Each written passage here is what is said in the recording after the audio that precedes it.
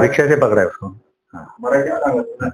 तर आज पत्रकार परिषद बोलवलेली आहे, काय विशेष कारण? जसं की आपण पाहतोय की वर्ष चालू होते त्या पार्श्वभूमीवर लोक 31 डिसेंबरला रात्री मोठ्या प्रमाणात पार्टी करतात, रेव पार्ट्यावर चालतात, नशील पदार्थांचा वापर होतो. त्या पार्श्वभूमीवर ठाण्याचे पोलीस आयुक्त डोंगरे साहेब यांनी प्रत्येक पोलीस स्टेशनला आदेश दिलेत की त्यांनी जास्तीत जास्त कन्झम्पशनच्या केसेस आणि ह्या नार्कोटिक्सच्या केसेस करायचे आहेत.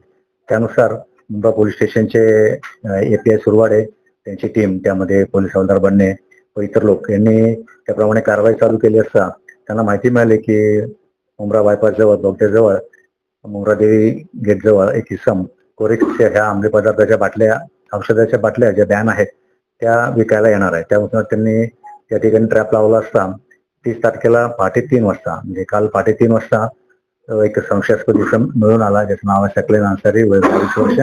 त्याला ताब्यात घेतलं. तो त्या ठिकाणी रिक्षाने आला होता. त्याच्याबरोबर त्याच्याकडे 240 कोरेक्सच्या बाटल्या मिळून आलेल्या आहेत आणि त्याला ताब्यात घेऊन त्याला अटक करून पुढील कारवाई चालू आहे. त्याचप्रमाणे आपल्याला आणखी माहिती देऊ इच्छितो की या सन 2024 मध्ये मुंब्रा पोलीस स्टेशनने पोझिशनच्या एकूण 30 कारवाई केलेल्या आहेत. त्याच्यामध्ये 44 लोकांना अटक केलेली आहे आणि जे कन्झम्पशन नशा करणारे लोक असे 490 लोकांना अटक केलेली आहे आणि कारवाई केलेली आहे. ही जी 44 लोकांची पोझिशनची जी केसेस आहेत त्याच्यामध्ये 476 ग्राम एमडी आहे, MDMA 476 ग्राम आहे, 1241 ग्राम MD आहे, 1 किलो 362 ग्राम चरस, 66 किलो गांजा आणि सिरपच्या बाटल्या 1019, असं साधारण 1,59 लाखाचा माल मुंब्रा पोलीस स्टेशनने यावर्षी हस्तगत केलेला आहे. वर्षभराची कामगिरी आहे.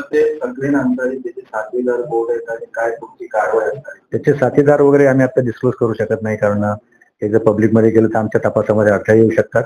त्यामुळे ही कारवाई आम्ही त्यांची नावं आता डिक्लेअर करत नाही, पण कारवाई होईल त्यावेळी तुम्ही ही माहिती घेऊ शकता.